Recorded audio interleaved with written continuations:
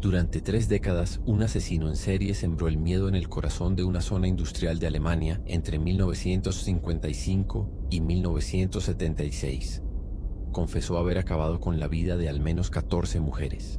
La más joven era una niña de tan solo 4 años. Permaneció activo durante más de 20 años, moviéndose entre las sombras mientras otras personas eran detenidas en su lugar. Uno de los hombres acusados injustamente no soportó la presión y terminó quitándose la vida. El 3 de julio de 1976, la policía capturó al verdadero responsable. Se trataba de Joachim Kroll, de 43 años. Este criminal se hizo especialmente conocido por las fotografías tomadas durante la recreación de los hechos. Incluso en un entorno controlado, las imágenes resultan inquietantes, aunque los relatos de los ataques son todavía más duros. Las víctimas de Joachim sufrieron actos extremadamente crueles antes y después de morir. El caso que más conmocionó al país fue el último, el de Marion Katter, una niña de 4 años que desapareció mientras jugaba en un parque. Su cuerpo fue hallado desmembrado, causando una enorme conmoción en toda Alemania. Hasta entonces, Joachim solía actuar en otras ciudades, pero Marion fue una excepción. Vivía en la misma calle que el asesino, en Duisburgo. El criminal ya la había visto anteriormente en la zona y decidió convertirla en su siguiente víctima. La niña fue secuestrada y llevada al apartamento del asesino, donde perdió la vida. La desaparición de una menor de 4 años movilizó rápidamente a las autoridades, que comenzaron a investigar puerta por puerta. Cuando la policía llegó al apartamento de Joachim, encontró una escena impactante. Aunque nunca recibió un diagnóstico oficial, muchos investigadores señalaron que Joachim mostraba rasgos de graves alteraciones de personalidad. Nació el 17 de abril de 1933 en una pequeña aldea de Alemania. Era el sexto de 9 hermanos dentro de una familia muy humilde. Su padre trabajaba en una mina de carbón y apenas conseguía cubrir las necesidades básicas del hogar. De niño, Joachim fue descrito como físicamente débil, con pocas habilidades manuales y dificultades de aprendizaje bastante marcadas.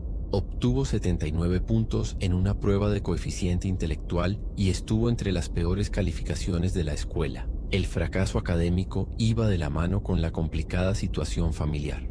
Las 11 personas de la casa compartían únicamente 2 habitaciones pequeñas y vivían constantemente endeudadas. Joachim era el más distante de sus hermanos. Parecía incapaz de crear vínculos emocionales con ellos y con el tiempo terminó alejándose de su propia familia. Su relación con sus padres y hermanos fue muy complicada. Dentro de casa vivía prácticamente aislado y apenas recibía atención, ni por parte de su padre ni de su madre. En la escuela también pasaba desapercibido y aprendió a refugiarse en su propio mundo. Fue descrito como un joven tímido y muy reservado. Con el tiempo desarrolló un fuerte miedo a hablar y mantenía la comunicación al mínimo posible. Las pocas veces que intentó llamar la atención o integrarse, terminó sufriendo humillaciones y agresiones, tanto en casa como en el colegio. Joachim llegó a la conclusión de que pasar inadvertido era mejor que convertirse en objetivo de ataques, y acabó aceptando el aislamiento social.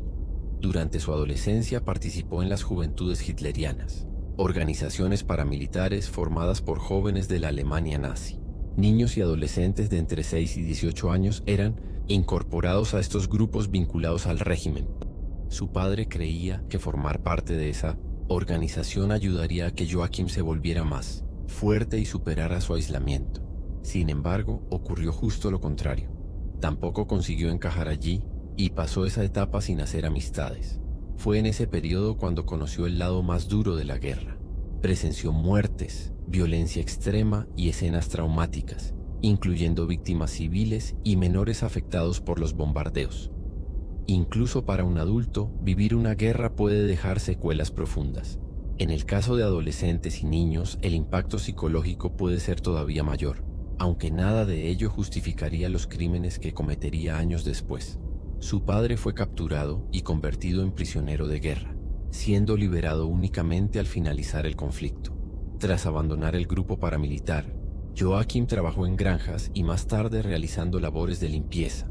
Según distintos relatos, recibía castigos físicos frecuentes cuando cometía errores, algo que ocurría con bastante regularidad. Para entonces ya estaba acostumbrado a ese tipo de trato. También había sufrido violencia en casa y en la escuela por motivos similares.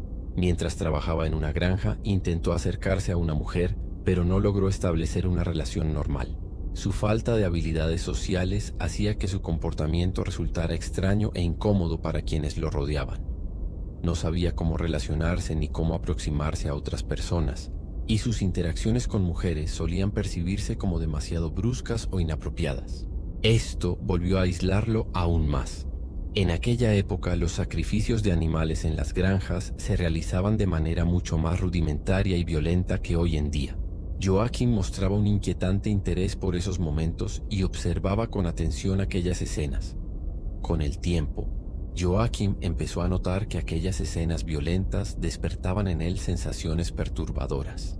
Ese pudo haber sido su primer contacto con conductas parafílicas. Según las investigaciones, comenzó utilizando animales de granja en comportamientos inapropiados, y poco a poco su mente empezó a asociar violencia y placer. A medida que crecía, desarrolló una preocupante tolerancia hacia la violencia, algo especialmente peligroso en una personalidad tan inestable como la suya. Sus fantasías fueron intensificándose hasta el punto de recrear escenas cada vez más extremas con animales muertos. Primero lo hizo con vacas y cerdos, y con el tiempo esa obsesión terminó trasladándose hacia las personas. El comportamiento de Joachim empeoró progresivamente y desarrolló una fijación enfermiza con la muerte. Cuando ya vivía solo en una pensión, llevó un gato callejero a su habitación y acabó con la vida del animal utilizando un martillo. Después comenzó a diseccionarlo, aparentemente movido por una inquietante curiosidad. Como seguía siendo incapaz de relacionarse con mujeres de forma normal, trasladó sus fantasías a muñecas inflables. Las vestía, ataba sus extremidades con cuerdas y recreaba escenas violentas en su imaginación, fingiendo que las muñecas estaban vivas. Entre esas fantasías aparecían simulaciones de estrangulamiento.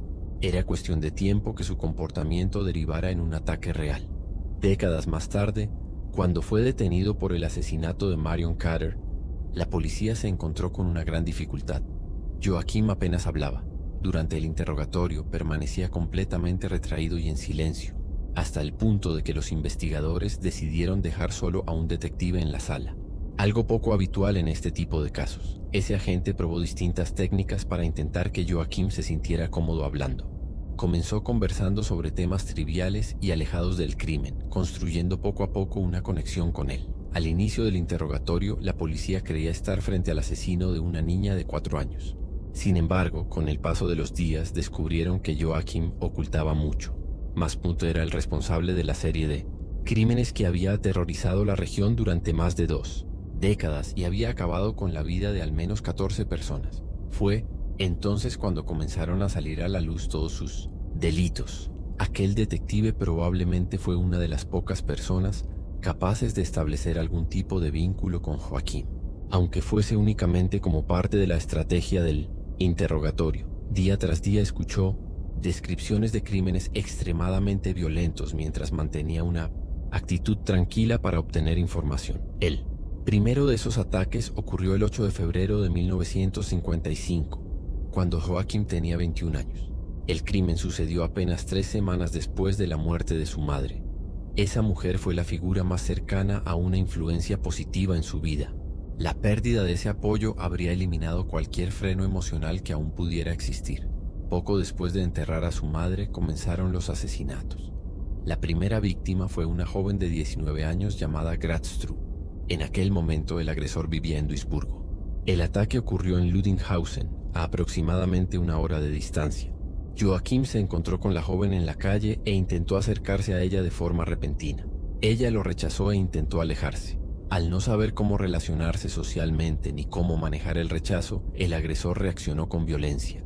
La llevó a una zona apartada entre la vegetación, donde la atacó y acabó con su vida. Posteriormente, causó daños adicionales al cuerpo de la víctima antes de abandonarlo en un granero, donde fue encontrado más tarde. Con el paso del tiempo, y durante más de 20 años de actividad criminal, fue perfeccionando su forma de actuar. Empezó a buscar a sus víctimas en solitario, generalmente mujeres, y las seguía antes de atacarlas. El método más habitual consistía en sorprenderlas por la espalda y utilizar la estrangulación para reducirlas. Después continuaba con otras agresiones y el posterior abandono del cuerpo. En la época, algunos medios llegaron a apodarlo caníbal, debido a que se informó que había consumido partes de algunas víctimas. Él mismo llegó a hacer comentarios intentando minimizarlo, utilizando expresiones ambiguas para describir ese comportamiento. Durante el interrogatorio, Joachim trató de suavizar sus propias acciones eligiendo cuidadosamente sus palabras. Este tipo de lenguaje evasivo es un recurso que a veces se observa en criminales que intentan distanciarse de la gravedad de sus actos. Sus ataques solían ocurrir en diferentes ciudades. Se desplazaba a zonas aisladas, esperaba a posibles víctimas y las seguía. Todas eran mujeres, con edades muy variadas. Las víctimas tenían entre 4 y 61 años, y en la mayoría de los casos fueron asesinadas mediante estrangulación, seguidas de otras agresiones posteriores. Finalmente, el asesino abandonaba los cuerpos en distintos lugares, lo que dificultaba la investigación en su momento. Había poca preocupación por ocultar los cuerpos. La mayoría simplemente eran abandonados entre la vegetación. Tras confesar 14 homicidios, Joachim Kroll aceptó colaborar con la policía en una reconstrucción simulada de los ataques. Fue llevado a los lugares donde se habían encontrado los cuerpos y recreó los hechos bajo supervisión. Esto ayudó a las autoridades a comprender mejor lo ocurrido. Agentes mujeres participaron en algunas de las escenas de la reconstrucción, lo que hizo el proceso aún más perturbador desde el punto de vista emocional. Durante esta recreación, Joachim Kroll logró recordar nuevas ubicaciones y ayudó a resolver casos que hasta entonces estaban sin cerrar. Uno de ellos fue el asesinato de Maria Hagen, de 61 años. El agresor se acercó a la mujer y le hizo una propuesta inapropiada. Ella la rechazó e intentó alejarse, pero fue atacada poco después.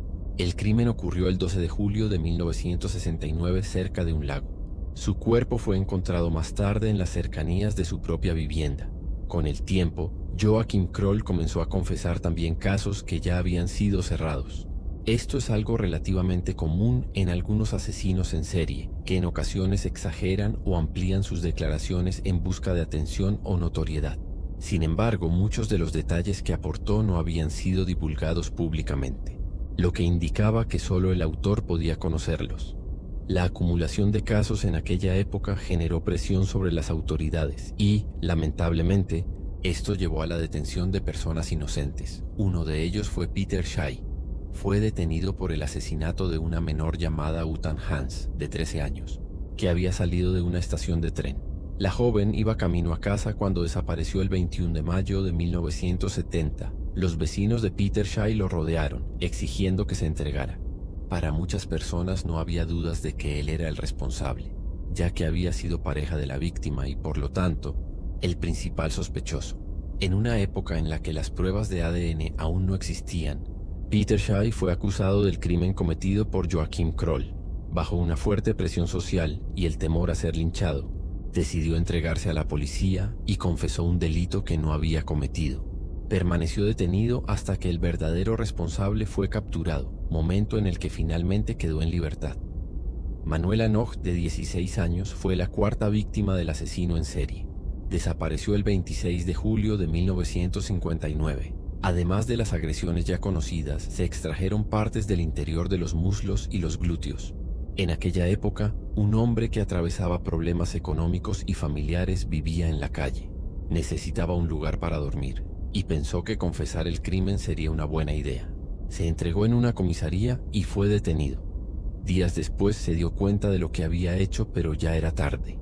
Comenzó a declararse inocente, pero solo fue liberado cuando arrestaron a Joachim. Lamentablemente, algunos no pudieron soportar las consecuencias. El tercer hombre acusado falsamente fue Walter Kick, un granjero que vivía a menos de 2 kilómetros de donde se encontró otro cuerpo. Monica Tfell, de 12 años, fue atacada el 4 de junio de 1962. Y Joachim era solo una sombra en ese momento y logró huir tras el crimen. La acusación recayó sobre Walter, que fue detenido. En aquel entonces, él tenía una hija de 6 años. La niña soñaba con recuperar a su padre, pero lamentablemente no fue así. Walter consiguió demostrar su inocencia días después y regresó a la sociedad. Sin embargo, su reputación ya estaba destruida. Volvió a casa, pero se quitó la vida el 10 de diciembre del mismo año, al no poder soportar el rechazo de sus vecinos. Su cuerpo fue encontrado 5 días después colgado de un árbol. Walter Kick era un hombre trabajador e inocente. Pagó por un crimen que no cometió y dejó atrás a una hija a la que no pudo criar. Lamentablemente, Walter no fue el único. En total, 3 hombres se quitaron la vida tras ser falsamente acusados. Otros 2 permanecieron encarcelados hasta que se capturó al asesino en serie. La desesperación por atrapar al responsable, sumada a la falta de tecnología para confirmar las pruebas, convirtió también a estos hombres en víctimas de Joachim, aunque de forma indirecta. El asesino en serie no ayudó a la policía a resolver estos casos simplemente porque creía que el detective era su amigo. Lo hizo porque estaba seguro de que no acabaría en prisión. En su cabeza, esos crímenes apuntarían a una persona con graves problemas de salud mental, y por lo tanto, la condena se vería atenuada. Un pensamiento ingenuo y de algún modo habitual entre criminales responsables de delitos graves. Creen que declararse insanos los llevará a una clínica de salud mental, donde permanecerán unos meses antes de ser liberados, o incluso a un programa de asistencia para responder en libertad.